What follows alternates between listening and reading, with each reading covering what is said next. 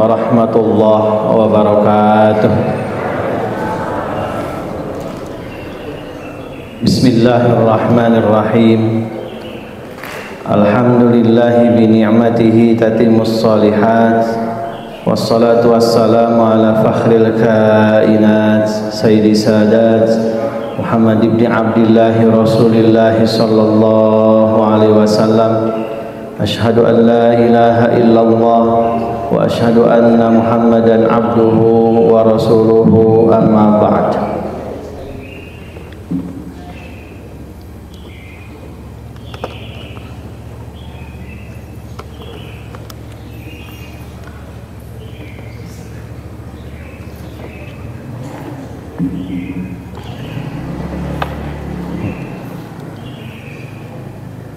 Hadirin wa hadirat, Bapak Ibu yang Allah muliakan, alhamdulillah di Sabtu subuh ini 19 Syawal 1446 Hijriah, Allah Subhanahu wa taala masih memberikan kesempatan kepada kita untuk senantiasa memperbaiki diri menjadi hamba Allah yang salih, yang lebih baik tentunya.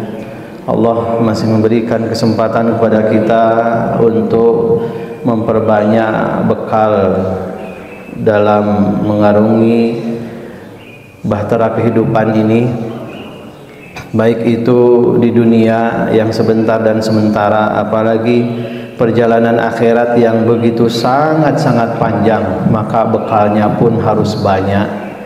Kemarin ketika mudik saja 1 minggu, 2 minggu, mungkin mempersiapkannya setahun atau beberapa bulan.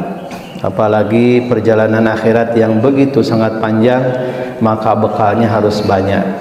Sebelum saya memulai lanjutan dari tema besar perjalanan abadi, dengan tema kecil sekarang ini adalah tiupan sangkakala dan bangkit dari kubur. Nanti Qor ayatnya adalah surah Yasin ayat 51. Tapi Bapak Ibu, saya mengingatkan atau saling mengingatkan, sekarang tanggal 19 Syawal. Sudahkah Bapak Ibu puasa Syawal? Alhamdulillah. Bagi yang belum masih ada kesempatan ya, 11 atau 10 hari lah kira-kira begitu. Kalau Bapak Ibu sudahkah anak-anak cucunya diajak? Iya kan, pertanyaan lanjutannya gitu. Kalau kita sudah, pertanyaannya anak kita, cucu kita sudah diajak apa belum? Saudara kita sudah diajak belum? Yang paling tidak ngajakkah gitu ya? Mau tidak mau kan urusan nanti itu. Baik Bapak Ibu. Kenapa? Karena kata Nabi, man shoma ramadhana, barang siapa puasa bulan suci Ramadan, syarahnya menyebutkan imanan, karena iman kepada Allah, wahtisaban, karena mengharap ridha dan pahala Allah, thumma atba'ahu sittan min Syawal, lalu dia melanjutkan puasa 6 hari di bulan Syawal, maka pahalanya itu kasiyamid dahri. Riwayat yang lain kasaumis sanati, pahalanya bagaikan puasa 1 tahun. Kan sayang kalau enggak Pak ya. Tapi kalau ibu-ibu ya wajib membayar. Kalau punya hutang ya hutang segera dibayar ya, hutang puasa maksudnya. Nah, baik Bapak Ibu, itu mungkin wasiat kita ya, watawasau bil haqqi watawasau bis sabri. Dan ada yang kedua sebetulnya. Kan namanya bulan Syawal ya. Syawal itu artinya peningkatan. Maka sebetulnya seyogianya amal kita semakin meningkat Bapak Ibu. Kalau bulan Ramadan memang kita satu rumah puasa, satu kantor puasa, semuanya pada puasa. Nah, setelah Syawal, Dzulqa'dah dan seterusnya kan tidak semuanya, maka tantangannya jauh lebih berat. Disitulah keimanan kita diuji. Masih puasa enggak? Minimal 1 bulan itu 3 hari misalnya, hari-hari putih atau Senin Kamis kan begitu. Nah, tapi faktanya yang meningkat itu berat badan ya. Berat badan yang meningkat. Nah, oleh karena itu kita saling berwasiat, yuk mari kita tingkatkan kebiasaan yang sudah dibiasakan selama 1 bulan itu jangan hilang begitu saja, karena belum tentu umur kita sampai pada Ramadan yang akan datang. Jam tadi malam saya dapat WA dari seorang dosen, Ustaz doanya kenapa anak saya wafat, inna lillahi wa inna ilaihi, umur berapa? 41 tahun. Jadi didahului oleh anaknya. Ibu melahirkan, dia melihat anaknya melahirkan, tapi dia juga menyaksikan anaknya cepat kembali kepada Allah Subhanahu wa taala. Baik Bapak Ibu, kita mulai saja. Jadi judul ininya tiupan sangkakala dan bangkit dari kubur. Ayatnya surah Yasin 51. Tentu tidak hanya 1 ayat, banyak sebetulnya. Saya bacakan. A'udzubillahi minasyaitonirrajim. Bismillahirrahmanirrahim. Wa nufikha fis-suri fa idzahum minal ajdathi ila rabbihim yansilun. Artinya wa nufikha, dan ditiupkanlah fis-suri pada sangkakala. Sangkakala ini seperti trompet ya, seperti lah gitu ya, atau buk namanya. Bapak Ibu tahu tanduk ya, nah, zaman dulu kan pakai tanduk tuh, kecil tapi depannya besar. Faida, idanya ini ida fujaiyah, maka tiba-tiba hum, mereka ini makhluk, khususnya manusia, sebetulnya termasuk bangsa jin juga, minal ajdathi ya, minal ajdathi, dari kubur-kubur mereka. Kubur di sini mungkin bayangan pada umumnya tanah ya, padahal tidak. Kubur yang dimaksud tempat terakhir ia wafat. Ada yang memang berakhir peristirahatannya di tanah, di tebing ya, di pohon, di laut, di ikan, di perut ikan. Ada yang di langit, hancur begitu, bertebar, macam-macam ya. Nah itu kubur. Bagaimana dari kubur itu? Ila rabbihim, mereka menuju kepada Tuhan mereka. Yang silun, segera menuju. Jadi otomatis ya. Kenapa? Karena ketika itu manusia tidak memiliki daya. Semuanya menuju kepada Allah Subhanahu wa taala. Walaqad ji'tumuna furada, kata Allah. Semuanya akan datang masing-masing. Kira-kira seperti itu. Dalam satu riwayat, al-ajdath ini jamak dari jadath, yaitu kubur ya. Mereka keluar dari kubur dalam keadaan hidup. Ini artinya sudah hari berbangkit. Nah, dikatakan kepada seorang anak keturunan fulan, yaitu keluar dari tulang sulbi fulan. Ini makna dari jadath. Kemudian tiupan terakhir itu, tiupan kebangkitan, di antara 2 tiupan. Jadi dalam riwayat disebutkan ada 2 tiupan. Tiupan pertama itu kiamat, tiupan kedua itu berbangkit. Ada dalam ayat ada juga 3 tiupan ya, nanti dijelaskan kemudian. Jarak antara tiupan pertama dan tiupan kedua, tiupan berbangkit, itu 40 tahun lamanya. Tapi jangan dibayangkan tahun dunia. Kenapa? Ya mataharinya juga udah hancur semuanya. Wallahu a'lam. Para mufasir berbeda pendapat dalam hitungan tiupan sangkakala. Ini yang akan saya jelaskan. Ada yang mengatakan bahwa ditiupkan berkali-kali. Ada dalilnya. 1, tiupan al-faza. Faza ini ketakutan. Ada tiupan goncangan.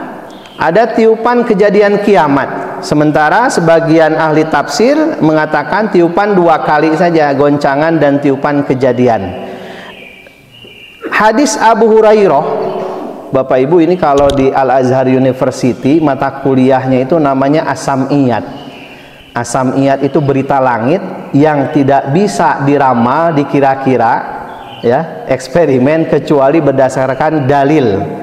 Dalil dari mana? Baik dari Al-Quran ataupun hadis-hadis Rasulullah SAW.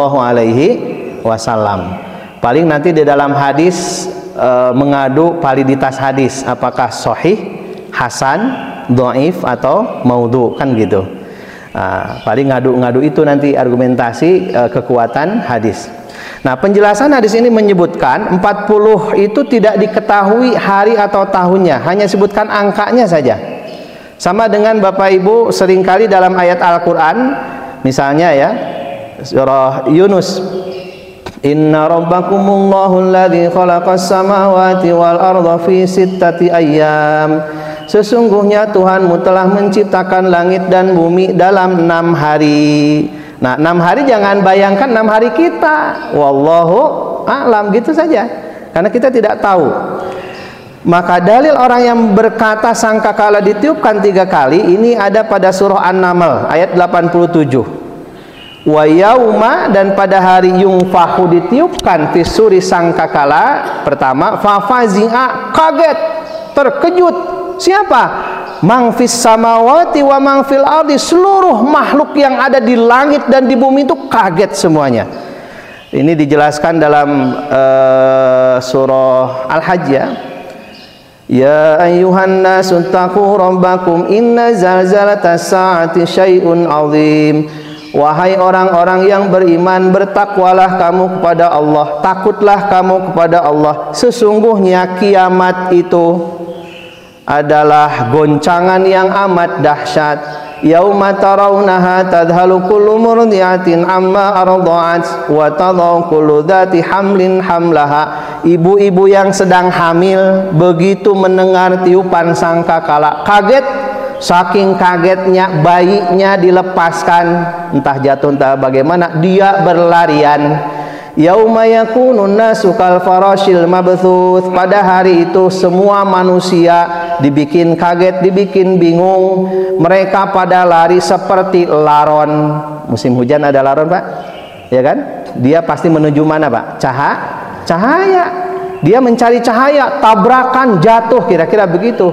Maka ketika terjadi kiamat dahsyat itu manusia kaget, bingung, gitu kan? Mereka berlari mencari selamat, sampai-sampai ibu yang sedang hamil saja bayinya disimpan, dilepas dan sebagainya. Bapak Ibu, kalau kita melihat langsung kekagetan ketika tragedi Mina ya, terakhir tahun berapa ya? Tragedi Mina itu yang banyak dari kabupaten, Pak, yang itunya korbannya.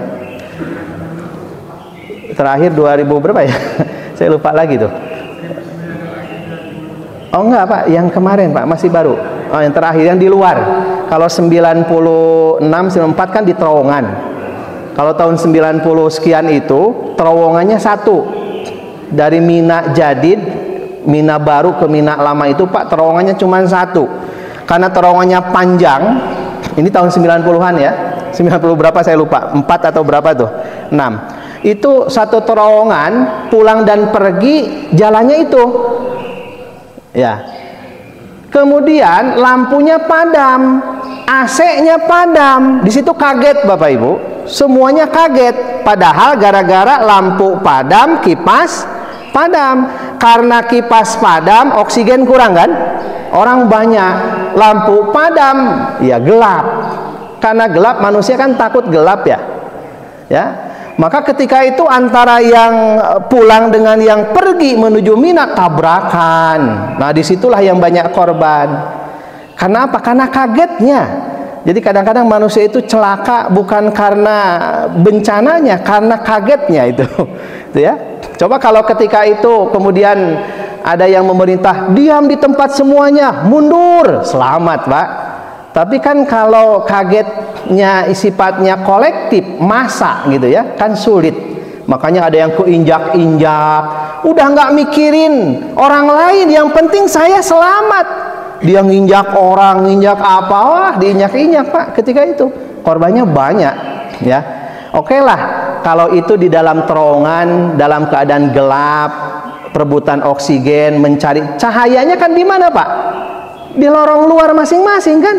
Ini ke sini, dia cari cahaya, tabrakan udah. Oke lah, itu tahun 90 terowongannya cuma satu. Lalu Arab Saudi membangun terowongan kembali. Maka sekarang itu beda, jalur pergi, jalur pulang itu berbeda itu. Tapi ternyata kejadian tahun 2000 kemarin itu di luar Bapak Ibu. Saya lupa ya pintu keberapa itu di luar, artinya nggak gelap, nggak apa, cuman salah jalur saja ya, dan kelihatan, tapi tetap saja paniknya luar biasa, panik massal yang banyak korban dari kabupaten Pak, mohon maaf, dari jamaah kita dari Persis itu gitu ya, karena jam.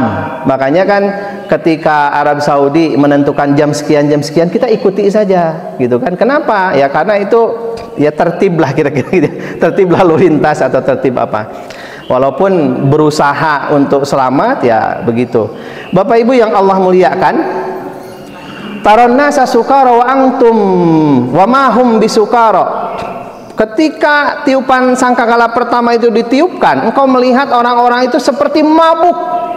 Wa ma hum bisukara, padahal tidak mabuk. Jadi kalau Bapak Ibu lihat waktu gempa di mana ya, Pangalengan tahun berapa Pak? Jadi apa, kebun teh kan gitu kan, seperti hamparan karpet Pak. Itu seperti karpet digini Pak, digulung berombak gitu. Maka bangunan yang ada di atasnya itu kalau dia kurang kekuatannya ya udah runtuh, roboh, kira-kira begitu. Dan yang kaget kan tidak hanya manusia, semua makhluk di sini sebutkan, walaupun man ini lil akil, tapi juga bermakna ihatoh dalam ilmu balaghah, semuanya kaget. Siapa lagi yang kaget? Termasuk laut juga sama Pak. Wa idzal biharu sujirat, lautan itu jadi panas Pak, menggolak seperti ya mendidih, seperti di apa namanya, di bawah kan di perut bumi ini ada apa, magma ya namanya ya, seperti direbus, kira-kira begitu. Lautan yang luas ini berapa persen Pak? 70 ya, 70% kan lautan gitu. Ini mendidih lautan, kebayang nggak Pak lautan mendidih? Wa idzal biharu sujirat. Lalu ayat yang lain, wa idzal biharu fujirat, udah mendidih, kemudian air laut ini tumpah ke daratan. Bahkan tumpahnya disebutkan fujirat. Fujirat itu seperti air mancur Pak, langsung ke atas gitu kan. Maka di dunia ini semuanya sudah tidak ada lagi daratan, semuanya menjadi lautan. Belum lagi hancurnya. Kenapa? Jangankan bumi yang kecil ini Bapak Ibu, matahari yang besarnya kurang lebih 1.300.000 kali lipat bumi besarnya. Makanya bumi ketika mengelilingi matahari kan butuh waktu 1 tahun Pak, saking besarnya matahari. Idza syamsu kuwirat, matahari aja digulung. Saya nggak paham digulung itu seperti apa Pak, gitu kan? Itu kan api semua begitu, lidah matahari, atau ada istilah apa, badai matahari ya, badai matahari seperti apa, wallahu alam, saya tidak begitu tahu ilmu itu. Bapak Ibu yang Allah muliakan, wa idzan nujumun kadarat, bintang-bintang bertubrukan, berjatuhan karena tabrakan, jatuh gitu. Idzas samaa'un syaqqat, idzas samaa'un fatarat, apabila langit belah. Seperti apa langit belah? Kita pun tidak paham. Langit belah itu seperti apa? Atau mungkin yang paling kecil ada apa namanya, black hole, apa black hole ya, lubang hitam. Di langit itu konon katanya ada lubang hitam, semua bisa tersedot ke situ ya. Saya kurang begitu paham. Sekali lagi, kira-kira kalau di lautan atau di sungai itu ada pusaran Pak, pusaran yang menyebabkan benda di atas termasuk air itu tersedot ke dalam bumi ya kan. Kalau itu kita pernah lihat lah kira-kira gitu ya, di video di mana itu, pernah Bapak Ibu nyaksikan itu ya kan, pusaran di lautan atau di segitiga Bermuda atau di mana itu, di sungai-sungai suka ada kan, sedot masuk dia semua benda itu. Nah ini di langit, artinya benda-benda yang dekat dengan langit masuk semua ke situ. Wallahu a'lam gitu ya, seperti apa. Bapak Ibu yang Allah muliakan, jadi semuanya kaget, termasuk malaikat sendiri kaget gitu ya. Oh inilah ternyata kehancuran yang maha dahsyat. Illa mangsya Allah, kecuali ada memang makhluk yang Allah subhanahu wa ta'ala kasih tahu dia tidak kaget. Wa kullun atahu dakhirin, dan semua datang menghadap kepada Allah dengan merendahkan diri. Maka seketika mereka bangun memandang. Ini tafsir Kemenag. Dan ingatlah serta ingatkanlah umatmu wahai Nabi Muhammad SAW pada hari ketika sangkakala ditiup oleh malaikat Israfil atas izin Allah, maka terkejutlah siapa dan apa yang ada di langit dan apa yang ada di bumi oleh dahsyatnya suara sangkakala tersebut, ya, kecuali siapa dan apa yang dikehendaki Allah untuk dimuliakan, dan semua orang datang menghadap kepada Allah dengan merendahkan diri dan dalam keadaan hina. Pada ayat ini Allah menggambarkan peristiwa kiamat secara khusus, yaitu pada hari peniupan sangkakala oleh malaikat Israfil. Segala yang ada di langit, di bumi, ya, terkejut kecuali malaikat Jibril, Mikail, Israfil, Israel dan orang-orang yang beriman. Tiupan sangkakala itu terjadi 2 kali. Tiupan pertama diberi nama nafkhatus sa'q, menyebabkan matinya semua makhluk selain mereka yang dikecualikan, walaupun nanti ada ayat kullu man 'alaiha fan, termasuk malaikat-malaikat ya semua binasa, ya. Wa yabqa wajhu rabbika dzul jalali wal ikram, yang tersisa nan maha abadi yang maha hayyun qayyum hayyun daimun, Allah Subhanahu wa taala. Nah, kemudian dengan tiupan kedua mereka semua akan dibangkitkan dari kubur mereka sesuai dengan kondisi terakhir atau peristiwa peristirahatan terakhir, sebagaimana firman Allah dalam surah Az-Zumar ayat 68. Ini tafsiran yang tadi, Al-Quran dengan Al-Quran kan saling menafsirkan. Wa nufikha, dan ditiupkanlah fisuri pada sangkakala, fasoiko, maka kagetlah mang fis samawati wa mang fil ardi, makhluk yang ada di langit dan di bumi, illa masyaallah, kecuali yang dikehendaki Allah. Nah, tsumma nufikha fihi ukhra, kemudian ditiupkanlah sangkakala yang lain. Ini entah yang kedua atau yang ketiga. Faiza, maka tiba-tiba hum, yang ada dalam kubur itu, qiyamu yang durun, mereka bangun menunggu keputusan Allah Subhanahu wa taala.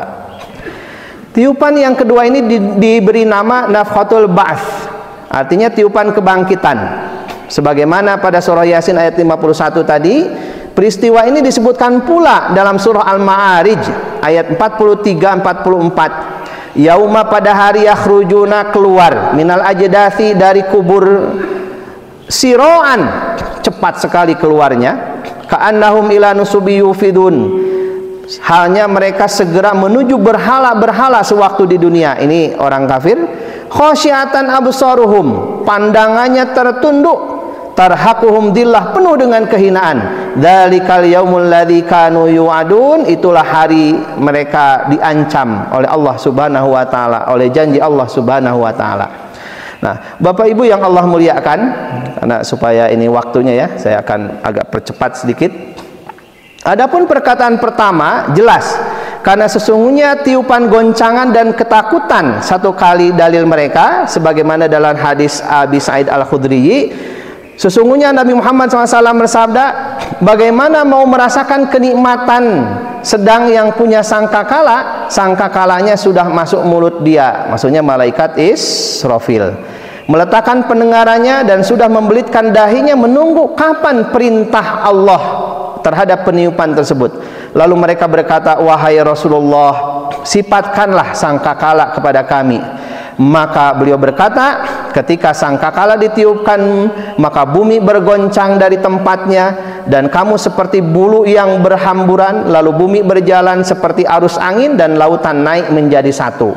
Nah, ini penjelasan yang tadi, watakunul jibalu kal ihnil mangfus, maka gunung saja seperti kapas. Bapak Ibu ambil kapas lalu tiup, nah kira-kira seperti itulah gitu ya. Ini gunung seperti kapas. Kalau manusia gimana gitu ya. Setelah itu bumi semuanya tergenang oleh air laut pun meluap ke bumi sehingga tidak tersisa dikit pun tanpa air, nggak ada daratan, dan tidak ada wanita yang menyusui kecuali anaknya hilang dari tangannya. Wanita hamil kecuali melahirkan, yang hamil langsung melahirkan karena takut pada hari itu, sedangkan manusia mabuk bingung karena ketakutan, dan anak-anak langsung beruban. Sekarang juga banyak anak-anak yang beruban ya, karena minum air dingin biasanya atau kopi dingin. Dan semua makhluk hancur binasa kecuali malaikat yang membawa aras, Jibril, Mikail, Israfil dan Israel. Nanti dia terakhir ya, diwafatkannya. Mereka tidak meninggal, maka Allah Ta'ala menyuruh Israel menggenggam ruh mereka, lalu digenggamlah ruh mereka itu. Dalam satu riwayat ada perkataan dari Allah Subhanahu wa Ta'ala, lalu malaikat hamalatul arsy itu yang membawa arsy ini makhluk yang paling besar. Jadi kira-kira begini Bapak Ibu, kita ini di bumi ya, kemudian ada bulan, satelit bumi mengelilingi matahari, terus apa ya namanya Pak, galaksi atau apa? Saya khawatir keliru astronomi ini ya. Terus kan langit pertama itu sampai mana couplingnya saya tidak tahu. Yang jelas ada hadis mengatakan bahwa likulli samain babun, setiap langit itu ada pintunya. Walikulli babin bawabun, setiap pintu ada penjaganya, kira-kira begitu. Yang kita tahu bahwa langit ini 7 lapis, ujungnya Sidratul Muntaha. Nah, semuanya itu ada dalam aras, kira-kira begitu. Inilah aras, kira-kira begitu. Nah, ada malaikat yang bertugas hamalatul arsy, dia membawa aras. Begitu besar malaikat hamalatul arsy itu kalau begitu ya. Wallahu a'lam. Kemudian yang tersisa aras bergantung di angkasa, arus angin, maka datanglah suatu perkataan kepada Jibril, Mikail, Israfil, Israel, kata Allah, meninggallah kalian. Jadi wafat juga. Maka mereka pun meninggal dengan seizin Allah, maka tak tersisa satupun di bumi, di langit selain Allah Subhanahu wa Ta'ala. Lalu Allah berfirman, setiap sesuatu di atasnya pasti hancur. Ini yang kulluman 'alaiha fan wa yabqa wajhu rabbika dzul jalali wal ikram. Kan gitu. Kemudian Bapak Ibu, setelah semuanya hancur, ya kan? Semuanya hancur, yang tersisa yang maha abadi Allah Subhanahu wa Ta'ala, yang hayyun daimun. Ya, terus hidup. Lalu setelah itu, ini kan jaraknya 40 tahun. Sekali lagi jangan ditanya tahunnya seperti apa, pokoknya 40 saja. Setelah itu Allah berfirman sampai 3 kali. Apa firman Allah? Limanil mulkul yaum. Limanil mulkul yaum. Milik siapa kerajaan ini sekarang? Tidak ada satupun yang menjawab. Maka Allah diulangi lagi, limanil mulkul yaum. Ya, milik siapa kerajaan ini? Di mana penguasa-penguasa yang sombong itu? Di mana mereka yang zalim-zalim itu? Di mana mereka yang mengaku sebagai Tuhan? Ya, seolah-olah seperti itu. Limanil mulkul yaum. Allah jawab sendiri, lillahil wahidil qahhar. Maka kerajaan ini adalah milik Allah yang maha esa lagi gagah perkasa, maha kuasa lagi maha memaksa, dipaksa oleh Allah Subhanahu wa Ta'ala. Di mana orang yang memakan rezekiku dan dia tidak mau menyembah selainku? Lalu dunia tetap dalam keadaan sepi selama 40 tahun. Kemudian Allah Ta'ala ketika berkeinginan untuk menghidupkan makhluk, maka Allah menciptakan lautan di bawah arsy. Airnya seperti mani laki-laki putih, dan nama lautan itu adalah Bahrul Hayat, lautan kehidupan. Allah kemudian menghujankan lautan itu ke dunia selama 40 hari, dan setelah itu tumbuh makhluk dalam bumi seperti tumbuhnya kacang pada musim semi. Lalu Nabi Muhammad SAW bersabda, setiap anggota badan makhluk remuk kecuali 3 tulang, maka tubuhnya tumbuh kembali dari tulang-tulang itu. Kalau nggak salah tulang ekor ya. Apalagi Pak? Di sini sebutnya 3. Yang saya tahu tulang ekor, nggak tahu tulang yang lain. Nanti cari tahu gitu ya. Mungkin bibitnya atau apanya gitu ya. Jadi walaupun hancur lebur, tapi dia ada gitu ya. Seperti apa wallahu alam. Pada saat tubuh-tubuh itu tumbuh dengan seizin Allah, maka Allah Ta'ala menghidupkan Israfil. Ini yang pertama. Ini sebetulnya yang surah Yasin 51 itu. Sebelum menghidupkan tiap-tiap makhluk, yang pertama dihidupkan adalah malaikat Israfil. Kemudian Allah menyuruhnya untuk meniup sangkakala, ya, yakni tiupan kebangkitan. Lalu Israfil pun meniupnya. Dia berkata ketika itu, hai tulang-tulang busuk dan kulit-kulit yang hancur, bangunlah kalian untuk dihisab. Lalu mereka mengangkat kepalanya seperti orang bangun dari tidur. Maka mereka berkata, aduh celakalah kami, ya kan? Ya laitani kuntu turoba. Aduh celaka, kata orang-orang kafir, celaka. Seandainya dulu nggak jadi manusia, jadi tanah saja gitu ya. Seperti mimpi. Orang kafir itu, loh kok hidup padahal sudah mati dalam mimpi itu, kenapa dihidupkan? Ini di mana? Gitu kan? Mereka berteriak-teriak, bingung. Dan Bapak Ibu uryanan, semuanya dalam keadaan telanjang. Cek bapak-bapak itu asik, wah bororaah Pak, mikirin orang lain. Yauma idzin sya'nu yugni, pada hari itu semua sibuk oleh urusannya masing-masing. Dalam keterangan disebutkan tiap orang itu tergantung amalnya. Bahkan ketika itu ada orang yang dia tenggelam oleh keringatnya, matahari begitu sangat dekat. Sampai-sampai ada hadis kan, sab'atun, ada 7 kelompok, la dhilla illa dhilluh, pada hari kiamat itu, pada hari akhirat itu tidak ada pelindung kecuali perlindungan Allah Subhanahu wa taala. Salah satunya adalah imam adil. Bapak Ibu yang Allah muliakan, dalam satu riwayat sesungguhnya Allah Subhanahu wa taala meletakkan ruh-ruh malaikat dalam lubang pertama dalam sangkakala. Jadi Bapak Ibu, sangkakala itu ya kayak tanduk lah gitu ya. Set, ininya besar. Nah, yang besarnya itu dia ada 7 lubang. Jaraknya antara lubang yang besarnya itu kira-kira 7.000 tahun perjalanan. Satu lubang dengan lubang berikutnya itu 1.000 tahun. Wah, ini dari mana riwayatnya? Ini ada riwayatnya, ya. Nah, nanti kalau masalah apa ini hadisnya sahih, hasan, nah tinggal digali saja kan begitu. Bapak Ibu yang Allah muliakan. Nah, nanti lubang yang pertama itu adalah ruh para malaikat, lubang yang kedua para nabi, lubang yang ketiga para wali dan orang-orang soleh, lubang yang keempat orang-orang beriman, orang syahid. Kemudian jin itu di lubang kelima, setan di lubang keenam, ruh orang-orang kafir ini disejajarkan dengan hewan ya, seluruh hewan itu di lubang ketujuh.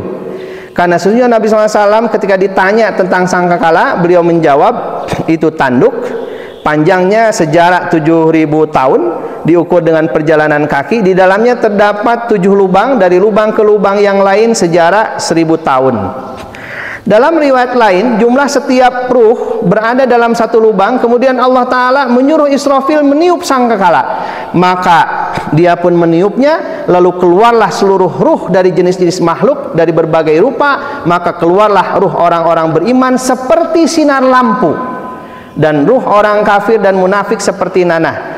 Kemudian Allah Ta'ala berkata, fa bi'izzati wa jalali, demi kemuliaanku dan keagunganku, Anallahu Rabbul Alamin, akulah Allah Tuhan semesta alam, maka akan aku masukkan setiap ruh ke bloknya masing-masing, tempatnya masing-masing, yang berada di tempat dunia sehingga tidak masuk ke tempat yang lain. Bahkan sebetulnya sudah ada barisnya ya, ada ashabul jannah, ashabun nar, ini penghuni neraka, ini penghuni surga, dibariskan, dan di padang mahsyar itu semuanya berbaris. Lalu tubuh-tubuh makhluk itu keluar dari bumi ya, maka Allah Ta'ala mengutusnya ke neraka dari penjuru bumi, dari timur ke barat, dan malaikat menggiringnya. Semuanya digiringkan, dikumpulkan ke suatu tempat namanya padang mahsyar, sebutnya tempat berkumpul. Dan datanglah makhluk kepada Allah, dan ini adalah makna faidahum minal ajdathi ila rabbihim yang silun. Lalu mereka berkata, celakalah kami, siapa yang membangkitkan kami dari tidur kami? Ubay bin Ka'ab, Ibnu Abbas dan Qatadah radhiyallahu anhum berkata, sesungguhnya mereka mengatakan ini ketika Allah Ta'ala meninggikan siksaannya kepada ahli siksa. Di antara 2 tiupan itu mereka tidur pulas dalam kuburnya, tiba-tiba dibangkitkan setelah tiupan terakhir, dan mereka melihat kiamat dan mereka berteriak, ini orang-orang kafir ya, celakalah. Ulama ahli ma'ani berkata, sesungguhnya orang-orang kafir ketika melihat neraka jahanam dengan berbagai siksaan, dan siksa kubur itu seakan-akan seperti tidur di samping siksa jahanam, maka mereka berkata, siapa yang membangkitkan kami dari tempat tidur kami? Ini ada lanjutan dalam surah Yasin, mimmar qadina hada. Nah, Bapak Ibu yang Allah muliakan, tentu kiamat kubro ini kan belum terjadi, tapi Allah sudah menggambarkan. Jangankan kiamat kubro yang besar Bapak Ibu, Gulibatir Rum fi adanal ardi wa hum min ba'di ghalabihim sayaghlibun. Imperium Romawi saja sudah diinformasikan ketika itu. Belum terjadi, Rasulullah SAW sudah wafat. Kan? Ayatnya sudah ada, tapi faktanya belum terjadi. Nabi sudah keburu wafat. Tapi terakhirnya terjadi pada masa Umar bin Khattab. Negeri yang paling rendah, nanti Imperium Romawi itu dikalahkan oleh bangsa Persia. Jadi dalam Al-Quran itu ada beritanya sudah duluan, terjadinya sudah pasti, tapi kapan? Wallahu a'lam, kan gitu. Itu kalau apa namanya, pada masa Umar bin Khattab terjadi, mereka mengatakan laqad shadaqallah, sungguh Allah itu maha benar. Ternyata Imperium Romawi yang begitu kuat sampai ke Mesir kan, Yordan gitu ya, itu bisa dikalahkan oleh Persia, Iran, Irak kalau sekarang ya, dan sekitarnya. Maka kalau sekarang, mohon maaf, hegemoni Amerika yang begitu kuat di bidang ekonomi, semuanya kan sekarang apa namanya, istilahnya itu apa namanya, kalau bawa mobil itu ini Pak, apa namanya Pak, oleng atau apa itu, kata lawan politiknya kan gitu ya. Sampai tarif ke Cina itu sekarang di atas 200%, itu kan gila-gilaan itu ya. Mungkin dia sedang nguji Pak, Amerika, mungkin Donald Trump itu sedang nguji gimana sih kuatnya Amerika. Dicoba pakai ekonomi, ternyata semuanya kelabakan itu. Artinya dia diakui memang begitu kuat. Kita nggak mandiri, tapi kalau mandiri seperti Rusia kan, Rusia dengan Ukraina diblokir oleh Eropa kan, oleh Amerika, oh dia tenang-tenang saja semuanya. Kenapa? Karena Rusia mandiri, dari makanan terkecil sampai senjata yang paling canggih dia produksi kan gitu. Maka kalau bangsa ini ingin begitu terhormat, ya harus mandiri. Semua kebutuhan itu harus diproduksi di dalam negeri, semuanya harus ada, harus di zona-zona ya. Dan Cina juga kan masuk seperti itu. Maka kali-kali Bapak Ibu kita ini harus keliling dunia, memang harus bergaul ya. Kan Al-Quran itu perintah siru fil ardh itu banyak Pak. Kita harus jalan-jalan, itu banyak sebetulnya. Tapi jalan-jalannya itu untuk mengokohkan keimanan kita, supaya kita tahu oh begini dan sebagainya. Nah Bapak Ibu yang Allah muliakan, kita kembali lagi terakhir ya, karena sudah mau syuruk atau sudah mungkin. Bapak Ibu yang Allah muliakan, tiupan sangkakala itu begitu dahsyat. Semoga ini memperkuat keimanan kita kepada Allah Subhanahu wa taala, karena ketika itu tidak ada yang bisa menolong kecuali pertolongan Allah Subhanahu wa taala, tentu dengan sebab. Salah satu sebabnya adalah satu ya rahmat Allah tentunya, karena dengan rahmat Allah kita dapat beramal soleh. Yang kedua ada syafaat tentu. Satu syafaat dari Nabi Muhammad Rasulullah Sallallahu Alaihi Wasallam. Berarti kita harus banyak baca sholawat. Yang kedua syafaat Al-Quran. Ini hadis Abu Umamah, Iqra'ul Quran fa innahu ya'ti yaumal qiyamati syafi'an li ashabi. Bacalah Al-Quran, sesungguhnya bacaan Al-Quran itu akan memberikan syafaat kepada pembacanya. Tapi Bapak Ibu ada hadis lain lagi, rubba qali'il Quran wal Quranu yal'anuh. Tidak sedikit orang baca Al-Quran, tapi Al-Quran melaknat yang membacanya. Nah, mungkin ini kenapa kok bisa orang baca Al-Quran tapi dilaknat oleh Al-Quran? Mungkin dia memain-mainkan Al-Quran. Dia tahu hukumnya tapi kemudian dilabrak gitu demi kepentingannya. Artinya dia korupsi, atau dia apa namanya, yang seharusnya halal, yang seharusnya haram jadi halal, atau dibalik yang halal jadi haram demi kepentingan perutnya. Dipolitisi lah kira-kira begitu. Ayat itu dipolitisi demi kepentingan dirinya atau kelompoknya. Na'udzubillahi min dzalik. Oleh karena itu Bapak Ibu, kalau kemarin Ramadan kita khatam 3 kali ya, berarti Al-Quran itu harus terus. Yang paling mudah kan one day one juz Bapak Ibu. Kalau sekarang tanggal 19 berarti juz 19. Di HP, saya HP ada 2. Yang satu khusus untuk baca Al-Quran. Aplikasi Al-Qurannya ada 3. Yang sehari-hari Yasin, Al-Mulk, kemudian Ar-Rahman, Waqiah. Jumat ada Al-Kahfi, Al-Fatah ya itu. Kemudian aplikasi yang kedua Ya, sekarang tanggal 19 berarti juz 19. Rasanya enak gitu ya. Bapak Ibu tidak perlu bawa-bawa Al-Quran, cukup bawa HP saja. Bagaimana kalau tidak punya wudhu? Kan nggak apa-apa, cuman kurang afdol. Kalau yang utamanya kan punya wudhu, menghadap ke kiblat, kan gitu ya. Tutup aurat dan sebagainya. Itu saja mungkin Bapak Ibu yang bisa saya sampaikan. Saya bersama ibunda saya ya. Mana nggak kelihatan Bu? Umi ya, saya dengan Umi. Tadi bareng sama Umi. Umi ada? Oh itu tuh Umi, ibu itu depan. Ya, Umi, alhamdulillah. Kemudian Bapak Ibu, terakhir ya, barangkali apa namanya? Alhamdulillah lantai 2, lantai 3, lantai 2 ke 3 sudah dicor. Tinggal kebutuhan saya granit atau keramik, butuh kira-kira 150 meter ya. Lantai 2-nya, lantai atasnya 100 meter lebih lah.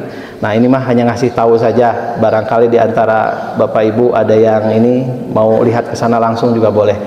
Mohon maaf yang sebesar-besarnya. Semoga Bapak Ibu sehat walafiat jasmani rohani. Allah anugerahkan keturunan yang soleh dan solihah, keluarga yang sakinah mawaddah warahmah. Benar hakikatnya dari Allah, salah dari kehilapan saya. Billahi taufiq wal hidayatul inayah. Wassalamualaikum warahmatullahi wabarakatuh.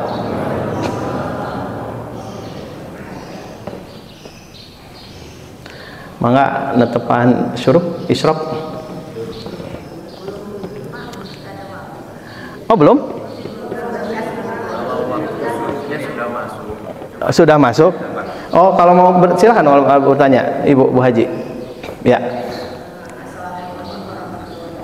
Assalamualaikum warahmatullahi wabarakatuh.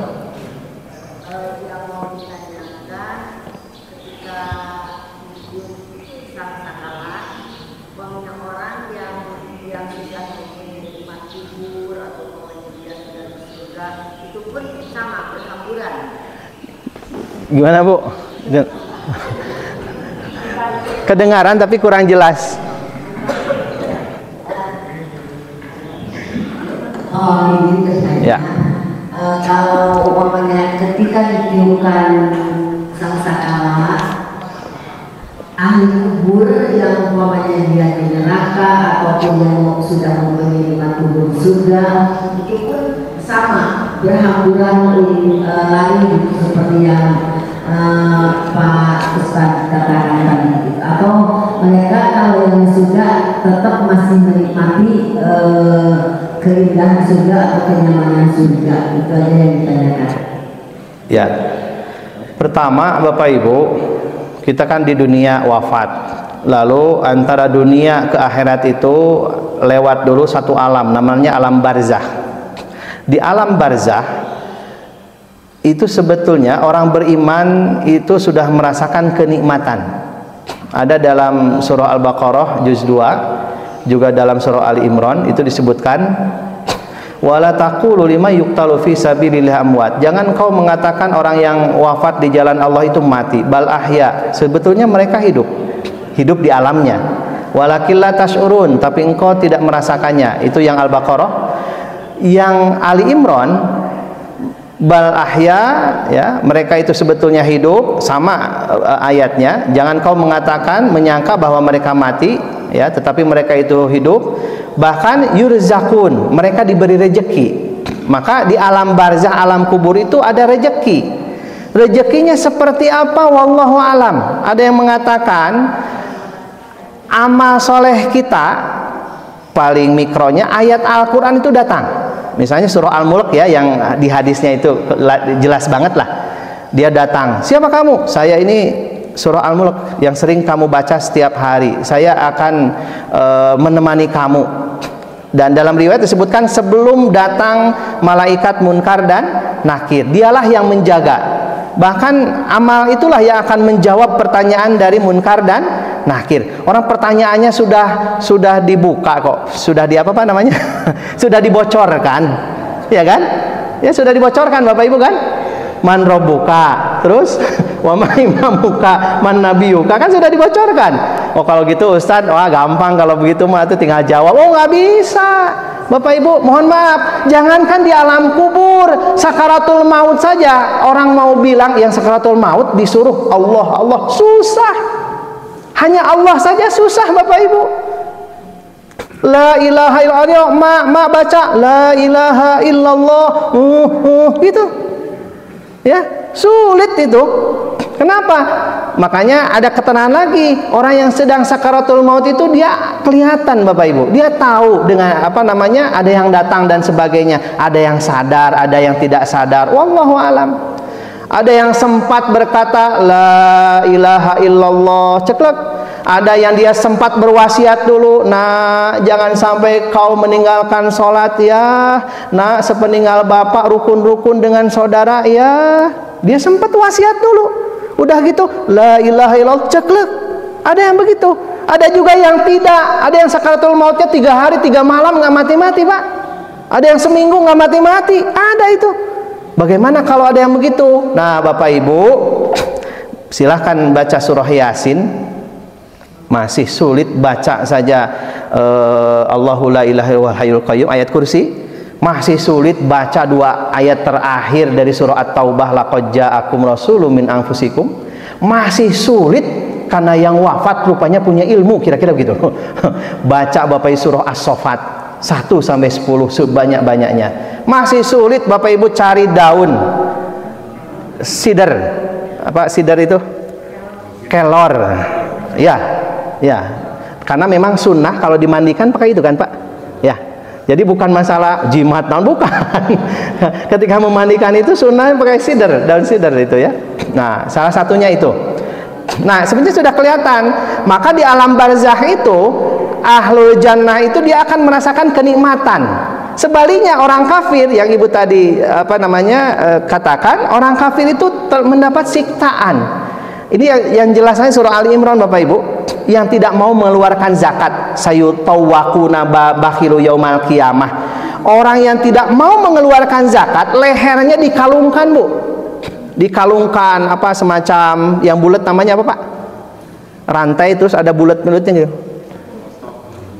Bandul ya, bandul itu ya, dikalungkan. Itu surah Ali Imran. Kemudian dalam hadis datanglah Syuja'ul Aqra Pak. Syuja'ul Aqra itu ular botak bergerigi seperti gergaji giginya. Lalu mayat kan nanya, ini versi hadis, man anta, siapa engkau? Ana kangzukal ladzi, aku ini hartamu yang enggak kau keluarkan zakatnya. Dibelit itu mayat, remuk tulangnya Bapak Ibu ya, ular piton jangan remuk gitu ya, dibelit, menjerit dia, nangis dia, walaupun istrinya kamar istrinya dekat dengan kuburan suaminya, itu istrinya nggak akan mendengar. Kan kalau di daerah mana Pak, Rencong itu kan makam itu di belakang dapur, gigir kamar, di depan rumah makam, itu biasa saja gitu ya. Itu walaupun menjerit gimana kita nggak mendengar. Yang mendengar kan hewan-hewan itu mendengar. Makanya kenapa kita sunnah ya, kalau lewat kubur itu kita bilang assalamualaikum ya ahlal kubur wa inna insyaallahu bikumul lahikun. Kan artinya doa itu, semoga kalian wahai penghuni kubur selamat dari siksaan, dan kami juga sebetulnya akan menyusul kalian insyaallah, kan gitu. Dan Bapak Ibu setelah salam nggak usah nunggu-nunggu yang jawab. Assalamualaikum, waalaikumsalam, 2 treret, saya nggak jawab, langsung kabur itu ya. Bapak Ibu jangankan makam, Bapak Ibu masuk rumah itu harus salam walaupun di dalam rumah nggak ada orang. Assalamualaikum, assalamu alayna wa ala ibadillahis sholihin. Wah, kalau ada jawab gawat ya, nggak ada orang. Nah jadi Bapak Ibu, itu siksaan itu sudah ada walaupun belum dibangkitkan. Di mana? Di alam kubur. Kenikmatan alam barzakh, betul. Kenikmatan itu sudah ada sebelum dibangkitkan. Itu kan belum dibangkitkan, baru di alam barzakh. Kenikmatan-kenikmatan. Maka Bapak Ibu mohon maaf, kalau Bapak Ibu mimpi ketemu dengan orang tua kita, nenek kita atau siapa, doakan mereka. Kenapa? Kata Abu Bakar dalam kitab Nashihul Ibad disebutkan itu, mal mayitu fi qabrihi, tidaklah mayit dalam kuburnya itu kal gharikil mugawis, kecuali seperti orang yang mau tenggelam, Pak. Ngap-ngapan. Orang tenggelam butuh apa? Butuh apa, Pak Haji? Iya, ya butuh ban kan, kira-kira gitu ya. Ya butuh doa, maka kita doakan. Seperti apa doanya? Allahumma gfirlahu warhamhu wa'afihi wa'fu anhu. Kan gitu ya. Bapak Ibu, ketika kita, kan banyak orang gitu berkata gini, mayit mah mayit we gitu kan. Nggak akan apa? Mau nepi doa nu hirup ka mayit. Mohon maaf Bapak Ibu, ini seluruh dunia. Ketika kita sholat mayat, itu mayatnya masih hidup apa sudah mati? Ya mati kan? Lalu kita semua berdoa Allahumma gfirlahu. Yang berdoa siapa? Yang hidup kan? Itu hadisnya sahih, semua mazhab sepakat. Kalau semua mazhab sepakat dalam sholat mayit, dalam sholat goib, kenapa mayit yang sudah dikuburkan kok mengatakan tidak nyampe? Kan aneh. Bisa dipahami ya Bapak Ibu ya? Artinya bahwa orang tua kita, sebetulnya tidak hanya orang tua, semuanya butuh doa itu. Atau doa yang populernya Robbik firli wali walidayya warhamhuma kama robbayani. Ini Al-Quran, surah Al-Isra Bapak Ibu. Ayat berapa? Tanya Ustadz 20 sekian tuh, halaman ketiga. Ya, Robbik firli wali walidayya warhamhuma kama robbayani sogiro. Dan ini kalau nggak salah sudah saya sampaikan di awal-awal. Jadi nak, omat ya, nanya ibu bapak wasiat, engkau baca doa itu, jangan sampai engkau tidak baca. Bapak ibu lagi hidup atau sudah tiada, doa itu baca. Nah, kalau kau punya rizki, kau bersedekah jangan sendirian. Kau kasih nama, titipkan buat emak dengan bapak, kira-kira begitu. Jadi kalau Jumat bapak ibu bawa 10.000 tuh, 5.000 untuk kita dan keluarga, 5.000 untuk orang tua kita, diniatkan, kepahalanya 2 kali, pahala kita, pahala untuk kedua orang tua, karena mereka butuh itu.